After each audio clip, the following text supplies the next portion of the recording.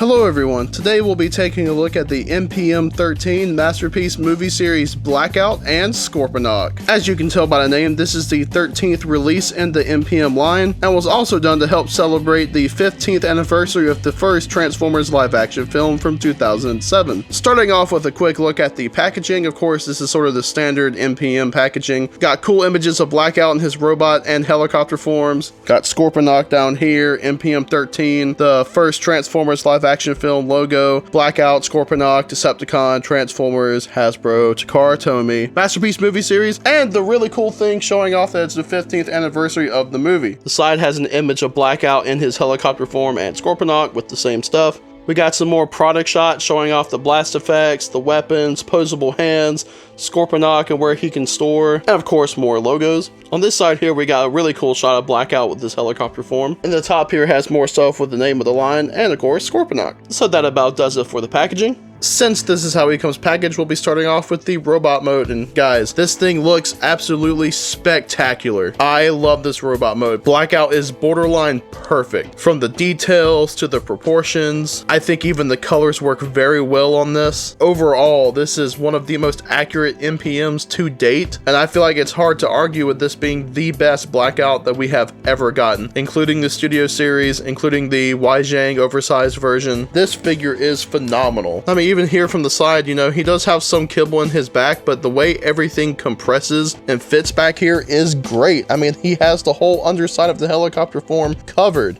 and yet there's not much going on his back. At least I feel like it's not. Bringing him in close here, just look at this head sculpt. This is the best Blackout head sculpt. It's even got the cool little yellow bits here that hasn't been on the figure as far as I know. Can't remember if it was on the Weijang oversized one. I love that this has really nailed the proportions of the chest. I do kind of wish that the refueling probe had kind of had the telescoping bit so it could go in more, because it does stick out a little far. Otherwise you could have it folded down, which I don't like. Didn't like it on the studio series, don't like it here. In terms of proportions, this figure only really has two issues that are pretty well known at this point. They've been said since this figure was first revealed. One being the upper arms here, just with the fact that they look skinny. If you look at Blackout's design in the movie, the upper arms themselves are pretty skinny. It's just he has a bunch of extra stuff kind of hanging around it to make it look a lot beefier than they actually are. So like, I don't really mind, but I can kind of see why it'd be an issue for some. Uh-oh, we're starting to get some rain here. So if you guys happen to hear rain, please ignore it.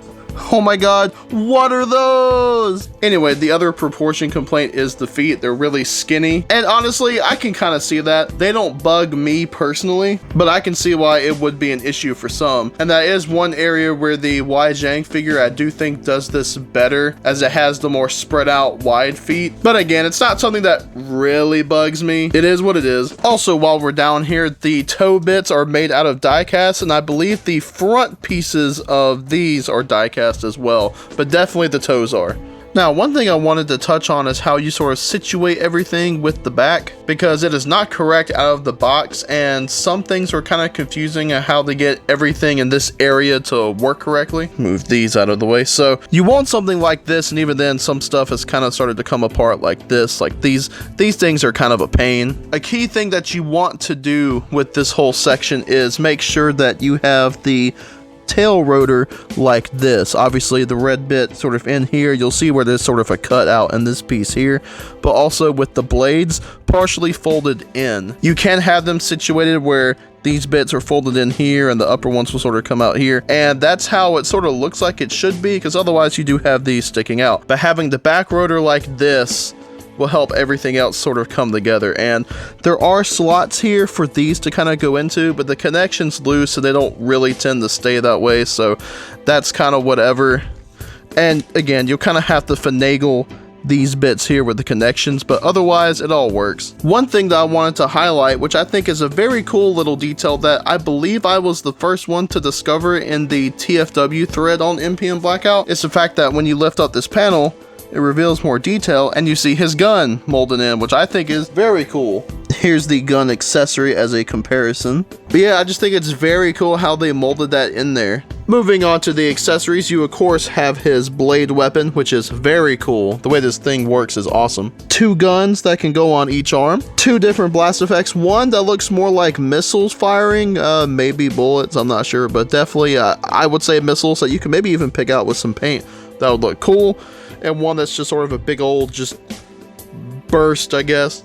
And of course, Scorponok, who I think looks pretty good. He's got a decent bit of detail and paint. I'll go ahead and kind of cover him. You know, he's got some articulation where it bends here and there. You can actually raise these up and down.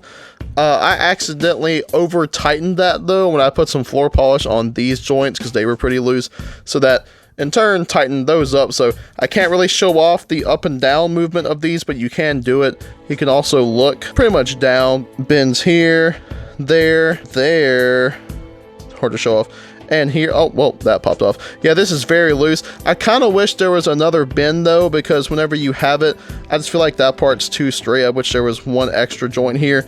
And then the legs can all move inward, and you can kind of get a decent little bit of up and down, although it's all one piece. Scorponok can also store on Blackout using this tab here and this slot here on Scorponok. And there you go, pretty neat. So first off, we'll look at the guns, which there are slots on each arm, and on each gun you get some tabs. And there you go, these are pretty cool, and they are compatible with the blast effects. Just to use this one, you know, you just kind of plug it in, and bam, you got a pretty cool blast effect. And of course, you can use this one too, it's the same sort of connection. One thing I wanted to mention too with Blackout's gun is it's almost exactly the same as the one that came with Starscream.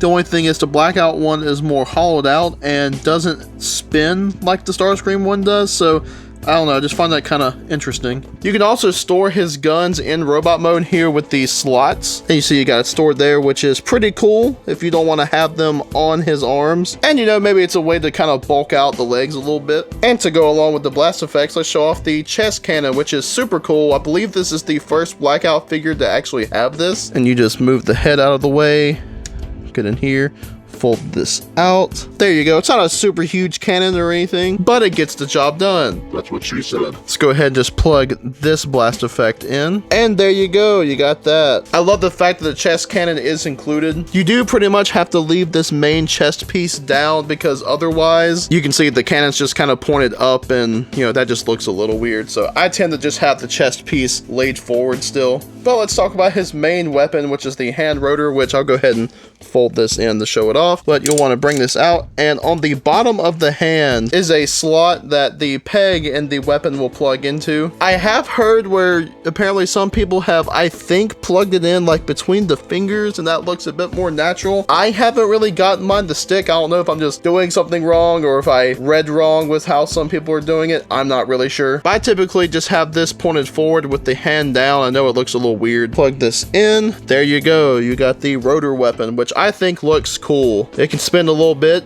Yay.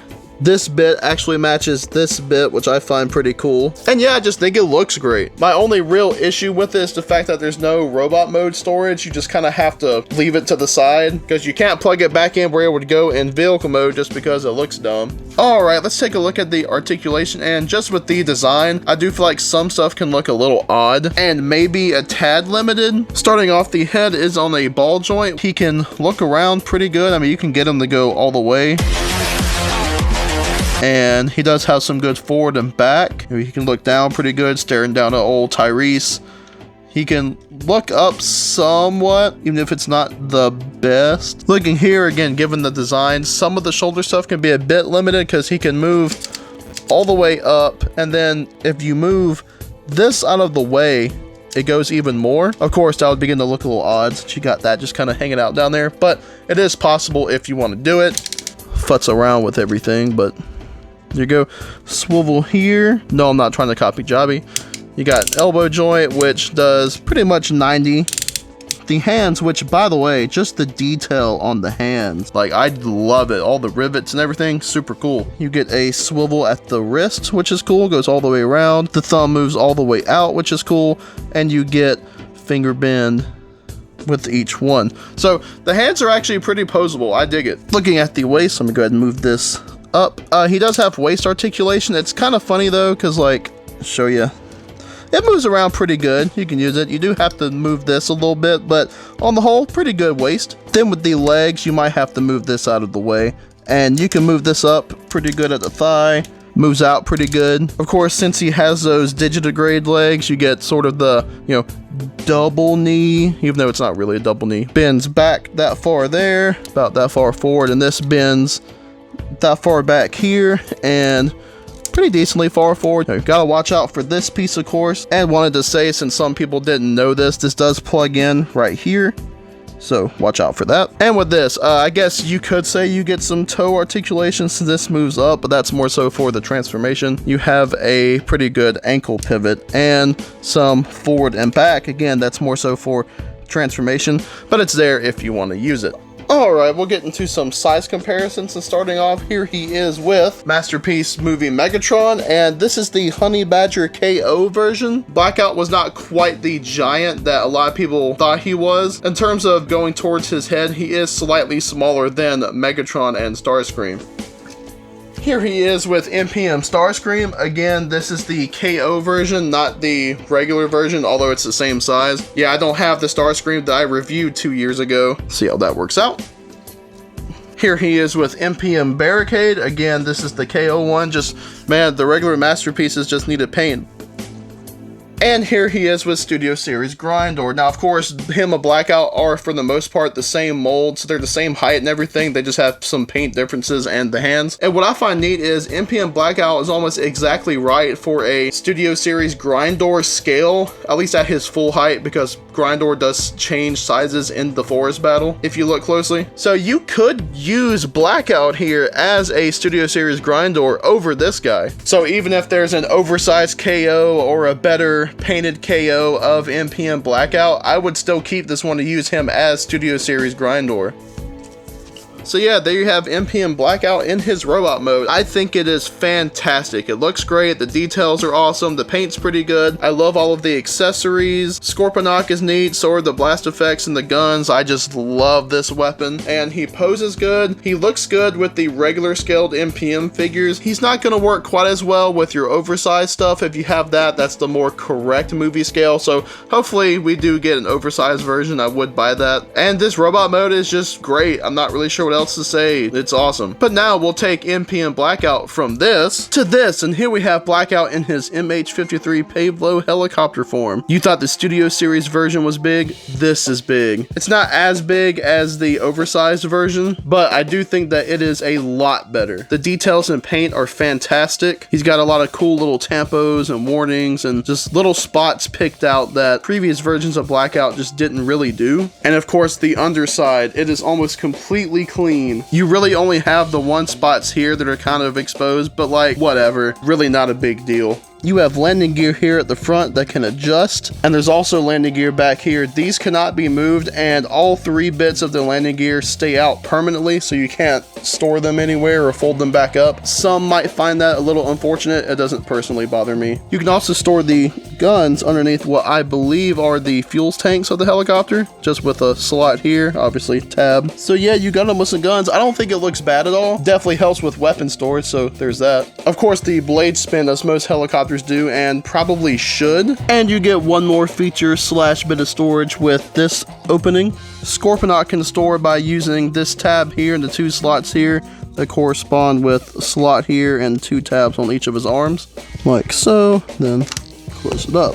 Bam. And now for a quick size comparison. Due to my setup here, I'm not going to be showing off any of the Masterpiece movie figures in their vehicle mode just because of space. But here he is with Studio Series Grindor. You can see that while the Studio Series isn't too far off, this guy is clearly just a lot bigger and does so much more with that added size. And that does it for MPM-13 Blackout. I think this is a fantastic figure. It's honestly one of my favorites of the year. The robot mode is excellent. It's a borderline perfect representation of Blackout. It's definitely the most movie accurate out there and just does so much cool stuff. The only visual flaws I have with the robot mode are that the biceps are a little small, even if they don't personally bother me, and the feet aren't as wide as they should be. But again, that doesn't really bug me. Otherwise though, I honestly believe this is borderline perfect and I'm not sure what else could really be improved on it. Of course, I'm sure we'll see at some point with the knockoff. And then there's the vehicle mode, and I really can't tell you anything they could improve. Looks great, the paint's great, detail's great, there's basically no kibble or anything hanging out. It covers basically the entire underside. Weapon storage, the blade spin, I really don't know what more you could want from this. Like, this to me is legitimately a near perfect figure, and I highly recommend you get him, especially since he's been having some sales lately and Target's been having coupons. So if you're able to take advantage of any of that, definitely go for it. You will not regret this. This is easily one of, if not the best that the Masterpiece movie line has to offer. But what do you think about MPM-13 Blackout? Do you have him? Do you like him? Let me know down in the comments. And get excited, everyone, because finally, next up is my long-awaited review and retrospective on Transformers Revenge of the Fallen. As always, I want to give a big thanks to everyone for watching, and have a good one.